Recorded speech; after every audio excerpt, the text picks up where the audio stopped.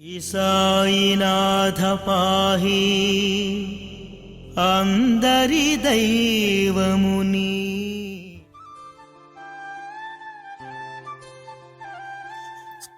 దీక్షిత్ డైరీలో దీక్షిత్ రాసుకున్న విషయాన్ని ఆయన మాటల్లోనే విందాం.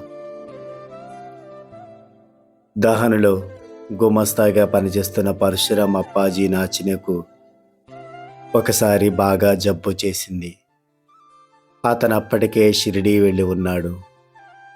అతనికి వచ్చింది సన్నిపాత జ్వరం. మా అన్నగారితో సహా డాక్టర్లందరూ కేసు ఇక లాభం లేదని పెదవి విరిచారు.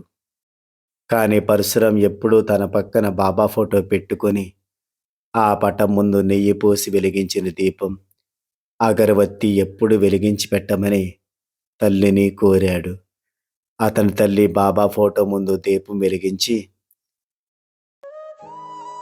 బాబా, నా కుమారుడికి జబ్బు నయం చెయ్యి, అతడికి ఆరోగ్యం బాగైన వెంటనే అతన్ని నీ దర్శనానికి షిరిడీకి పంపిస్తాను బాబా అని మొక్కుకుంది.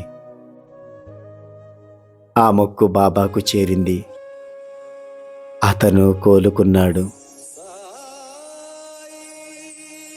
ఇప్పుడు అతడికి పిల్లలు. ఇంతకు ముందు కంటే ఆనందంగా ఉన్నాడు కూడా. నా బిడ్డల్ని నేను కాక ఎవరు రక్షిస్తారు అన్న బాబా మాటల్ని మనం ఇక్కడ గుర్తుకు తెచ్చుకోవచ్చు.